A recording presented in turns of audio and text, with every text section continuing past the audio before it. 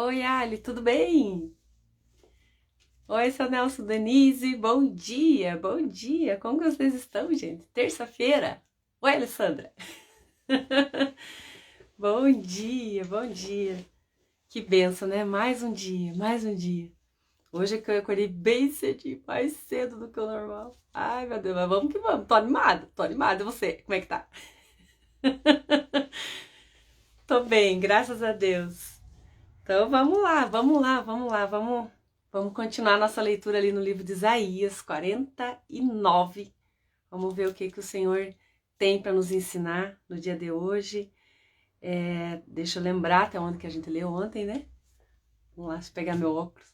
Tava meditando sobre o meu uso do meu óculos. Olha só, é, já faz tempo que eu troquei a lente dele, né? E não me acostumei ainda. Para eu andar com ele, assim, parece que eu tô pisando nos buracos, assim, sabe?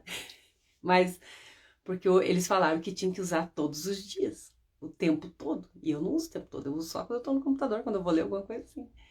E aí eu fico pensando, né? Tudo eu trago pra vida da gente, né? Como que a gente precisa fazer de tudo. Tudo aquilo que você quer que funcione tem que ser um hábito. A gente tem que fazer o tempo todo.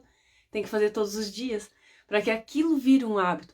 É a partir quando ele é habitual, você já não pensa mais para fazer. Igual dirigir, né? No começo é um transtorno só. Você tem que pensar. Você coloca a primeira marcha, você coloca a segunda, você reduz na lombada, você acelera, você na curva, como é que você faz? Você tem que ficar pensando. Então, aquilo se torna estressante para fazer. Mas quando se torna um hábito, você já não pensa mais. Você faz automaticamente. Você faz aquilo naturalmente, sem perceber. E tudo, a nossa vida com Deus, ela precisa ser um hábito. A gente precisa deixar o Espírito Santo fazer parte da nossa vida o tempo todo. E Paulo falava assim, orar sem cessar, né? Orar sem cessar. A gente precisa estar em oração, em constante oração, sem cessar, buscando no Senhor direcionamento para tudo aquilo que a gente fizer. Eu tinha um irmão de igreja, né, um amigo, e ele pedia, ele perguntava para o Espírito Santo em qual padaria ele deveria comprar o pão. Eu achava que eu falei, meu Deus, isso é o auge da dependência do Senhor. Mas Deus, ele quer participar da nossa vida o tempo todo. Ele quer fazer parte da nossa rotina, de forma que se torne automático você perguntar para Deus, Senhor, devo fazer isso, né? Para que lado eu sigo, né? O que que eu devo fazer agora? E agora? O que que a gente faz? Às vezes eu paro com Deus e falo assim, e agora? O que que a gente faz? Né? No meio de um problema. O que que nós vamos fazer agora, né? Nós somos participantes da natureza de Deus. Pedro falou isso lá nas cartas dele. Vou ler junto com você. Ver se eu acho aqui. Eu acho que é 1 Pedro.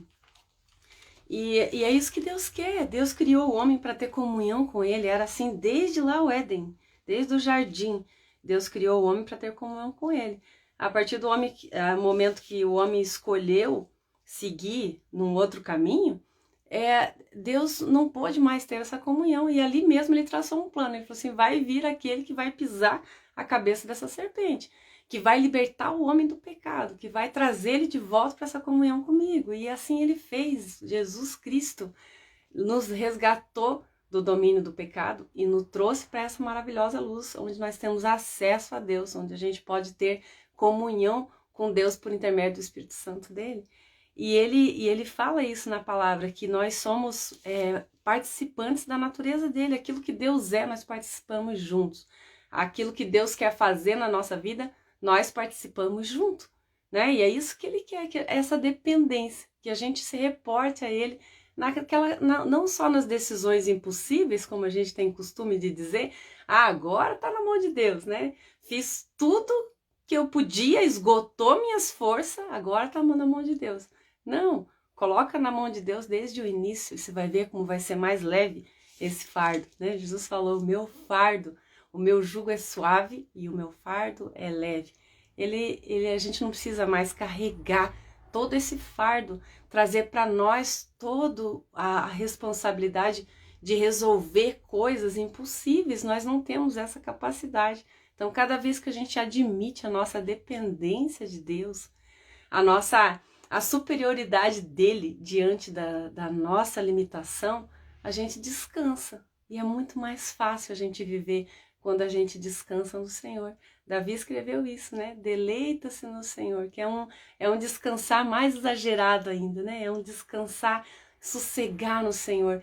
E Ele realizará os desejos do seu coração. Se a tua vontade veio do coração de Deus, se está de acordo com aquilo que Ele tem para você, Deus vai realizar, né? O que a Denise está colocando ali para mim? 1 Coríntios 3:9, o que tem lá, Dê? A da natureza divina que eu estava falando, fica lá em Pedro, nas epístolas de Pedro. Agora não tô achando aqui. Mas eu vou ver o que está escrito lá, né, nesse 1 Coríntios 3:9. Vamos ver lá. Aproveita aí, Denise. Você que é a consultora aí da palavra. Você que já tá com a Bíblia, já vai o glossário do lado. Então já procura aí, vê onde é que você acha para nós, por favor. Onde que tá, qual versículo da Epístola de Pedro. Você que acha que é bem no comecinho do capítulo 1, por ali. 1 Coríntios 1:3-9. Vamos lá.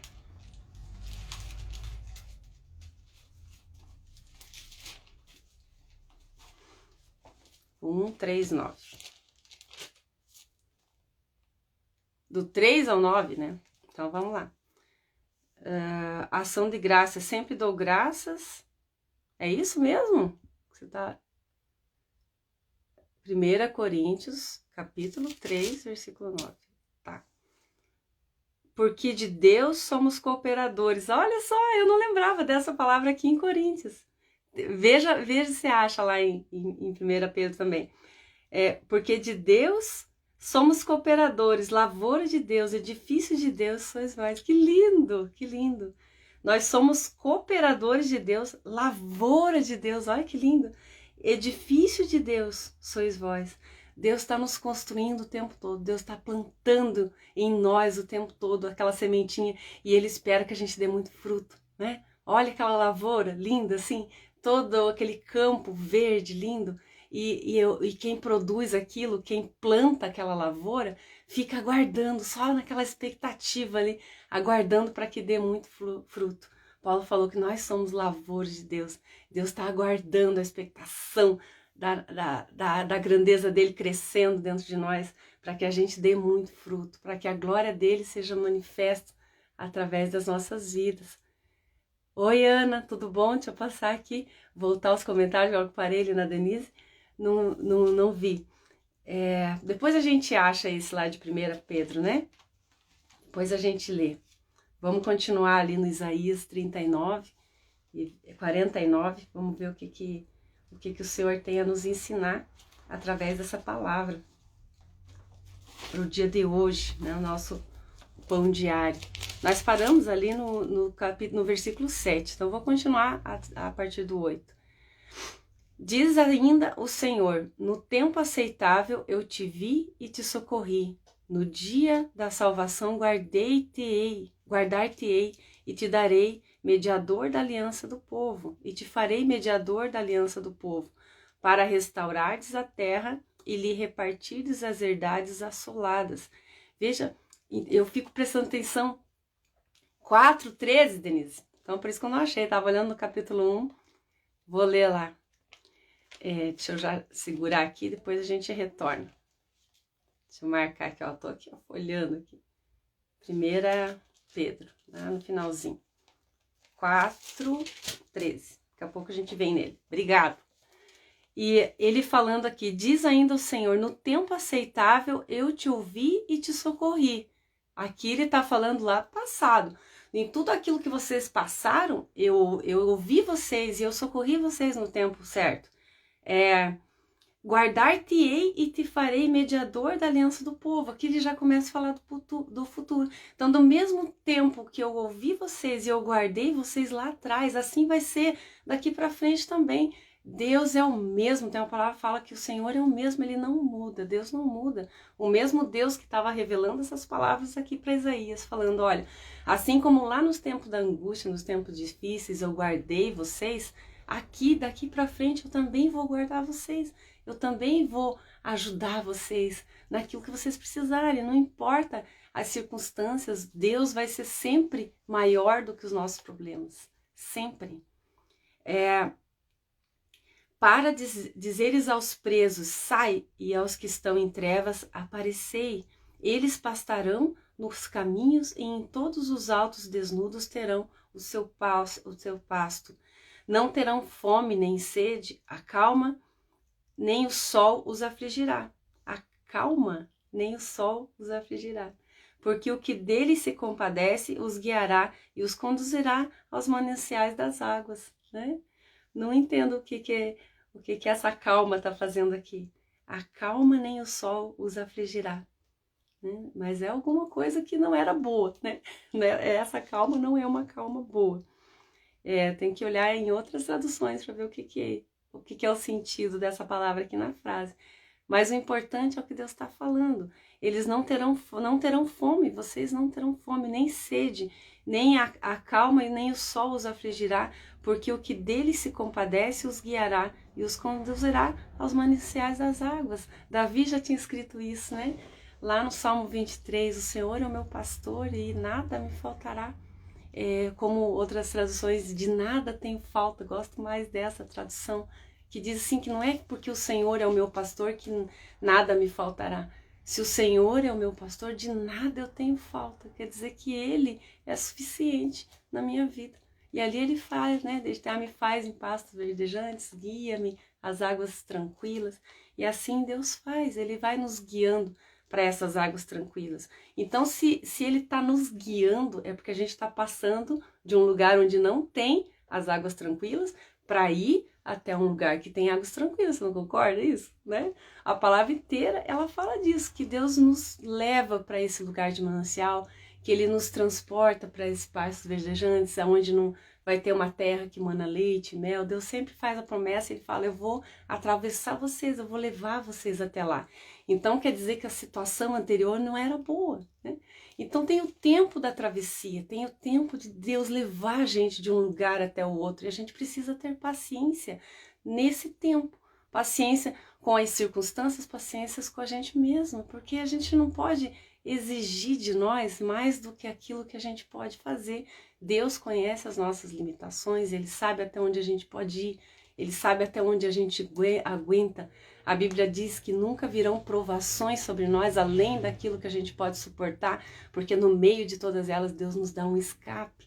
Então, confia no Senhor, saiba que Ele está no controle absoluto de tudo aquilo que está acontecendo na tua vida. Deus não é alheio à nossa dor, Ele nos ouve. E essa palavra começou dizendo assim, né? Que desde aquele tempo eu já te ouvi e eu vou ouvir vocês daqui para frente também. Lá naquele tempo eu te cuidei, daqui para frente eu vou cuidar também. E assim é. Deus é o mesmo, Deus não muda. No 11, transformarei todos os seus montes em caminhos e as minhas veredas serão alteradas. Eis que estes virão de longe e eis que aqueles do norte e do ocidente e aqueles de outrem da terra de Sinim. Então, Deus falando mais uma vez acerca de nós, né? Não só essas profecias, a gente fala assim, Deus, nós estamos lendo um livro histórico do profeta Isaías, que escreveu lá no ano 700 a.C., não tem nada a ver comigo, era para aquele povo, mas o tempo todo a palavra se reporta àquele povo, o cuidado de Deus que Deus exercia ali sobre o povo de Israel, e o cuidado que Ele tem com todas as nações. Aqui ele fala muito da promessa que Deus deu lá atrás para Abraão, muito, muito, muito antes desse tempo. E ele falando para Abraão, em ti serão benditas todas as nações da terra. Passou-se uma vida inteira, gerações a partir de Abraão, e Deus chegou ali nos filhos de Jacó, né? Que seriam ali netos, bisnetos de Abraão, que estabeleceu essas tribos, e dessa tribo derivou ali um povo numeroso que ficou escravo no Egito por 430 anos, saíram de lá, peregrinaram por 40 anos no deserto e entraram na terra da promessa. Deus precisou passar aquela geração, 40 anos eles ficaram ali dando volta ao deserto. Deus falou assim, vocês não estão preparados para herdar a minha terra. eles tinham um coração muito duro e obstinado, como essa palavra fala. E Deus precisou curar isso neles, precisou criar uma nova geração a partir deles, para que aqueles ali não conseguissem olhar para Deus com a autoridade que Deus tinha, com aquilo que Deus era de verdade, e não se contaminassem com os deuses à volta, com aquelas paganismo, com aquelas culturas que não criam no Deus verdadeiro. E eles precisaram passar por aquele deserto, para que a partir deles viesse uma geração que tivesse um coração mais quebrantado. E assim Deus colocou esse povo lá na terra, mesmo sabendo que haveria ainda corrupção, porque aquela cultura estava enraizada dentro deles, aquelas coisas, eles eram escravos, eles não tinham uma mentalidade para ser rei, para governo. Deus fala de autoridade, ele fala, vocês, eu estou dando a vocês a minha autoridade, né? E a gente não consegue herdar essa autoridade de Deus se não quebrar a nossa mentalidade de escravo. Nós somos filhos, nós somos herdeiros.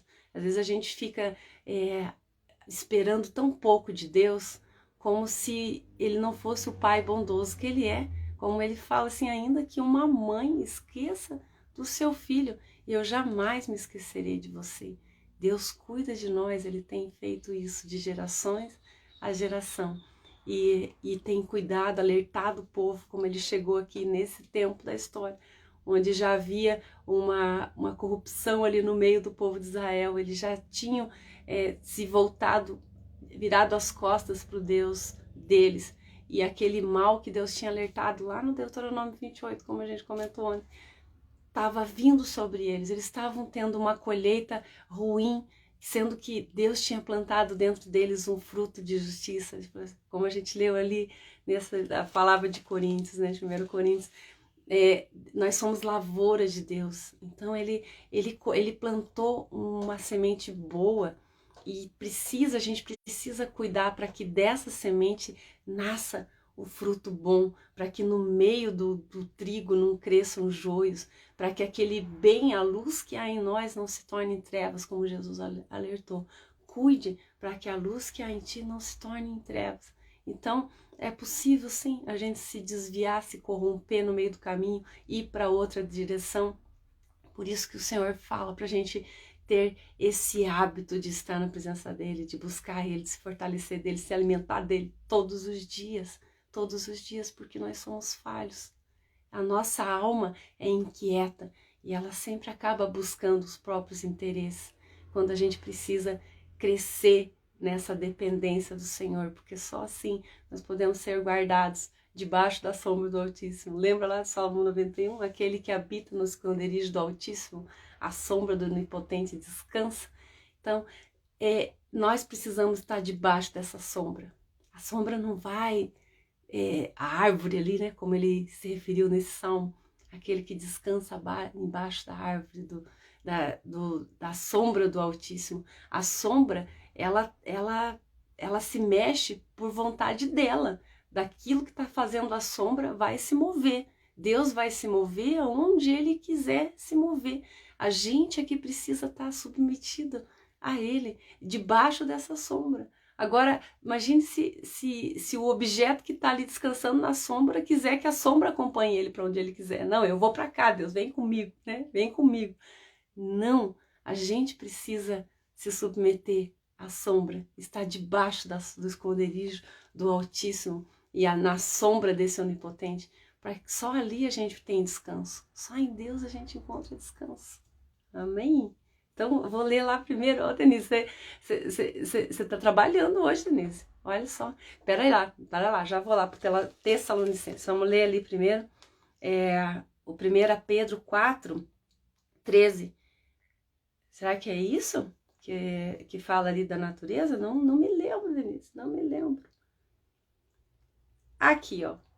Não é 4:13, é alguma outra referência parecida, deve ser.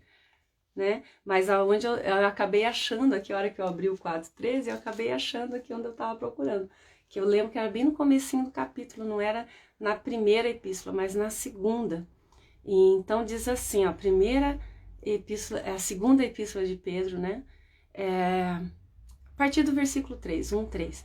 Visto como pelo seu divino poder nos têm sido doadas todas as coisas que conduzem à vida e à piedade, pelo conhecimento completo daquele que nos chamou para a própria glória e virtude.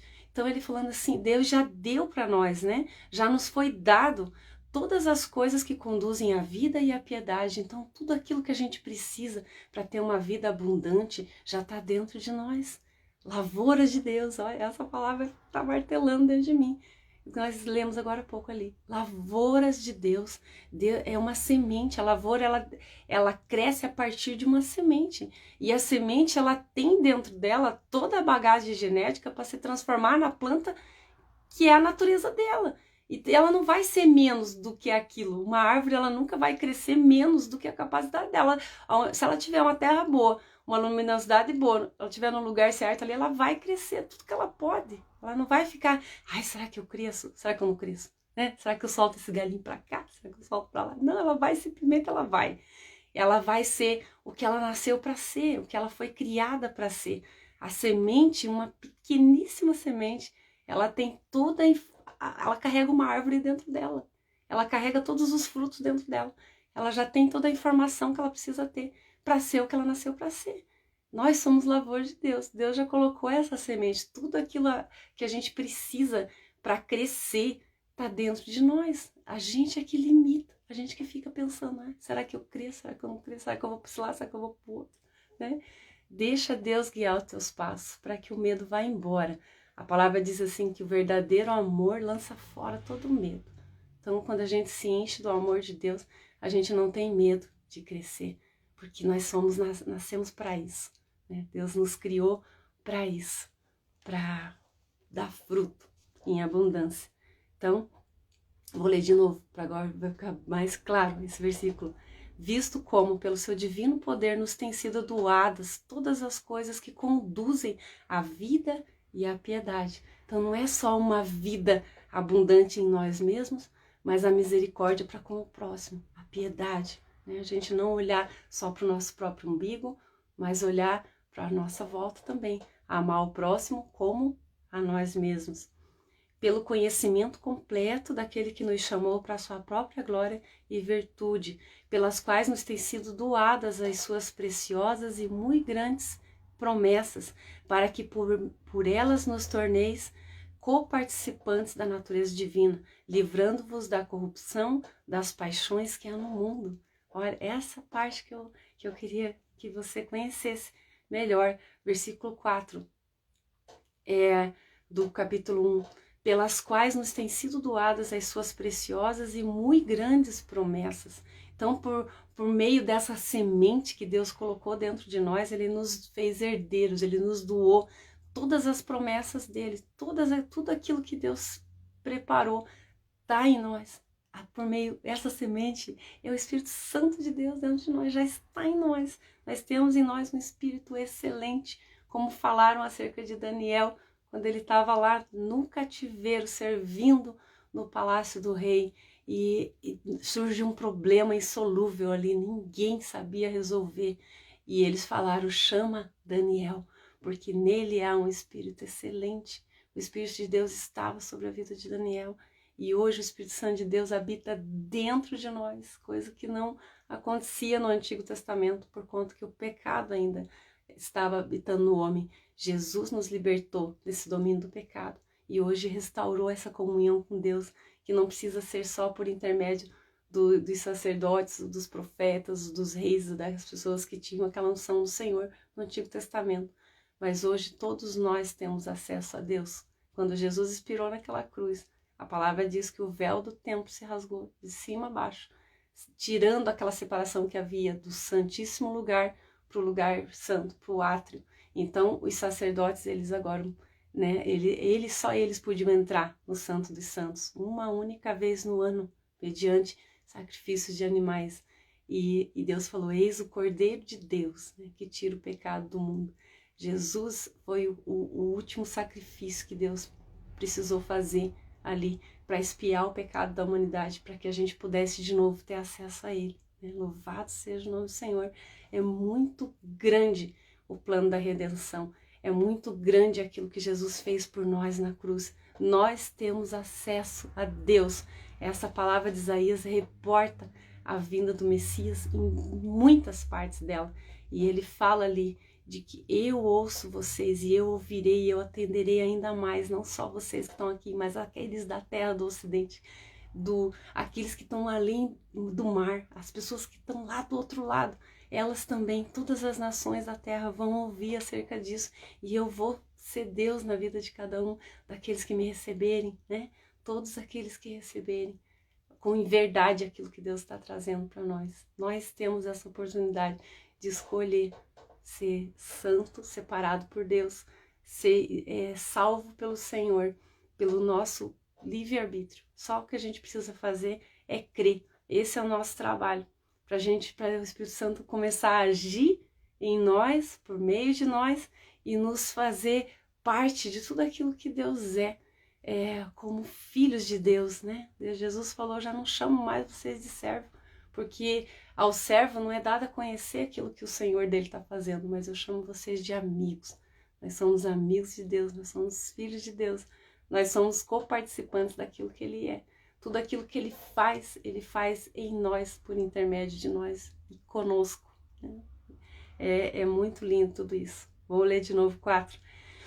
Pelos quais nos têm sido doadas as suas preciosas e muito grandes promessas, para que por elas vos torneis coparticipantes da natureza divina, livrando-vos da corrupção das paixões que há no mundo.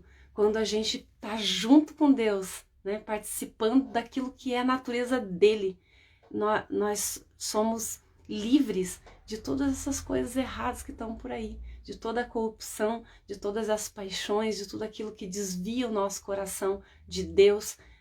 A gente consegue andar em retidão, operando em justiça, porque nós não somos justos em nós mesmos, nós somos justificados pelo sangue de Jesus. Só nele nós podemos cumprir o propósito daquilo que Deus tem para nós.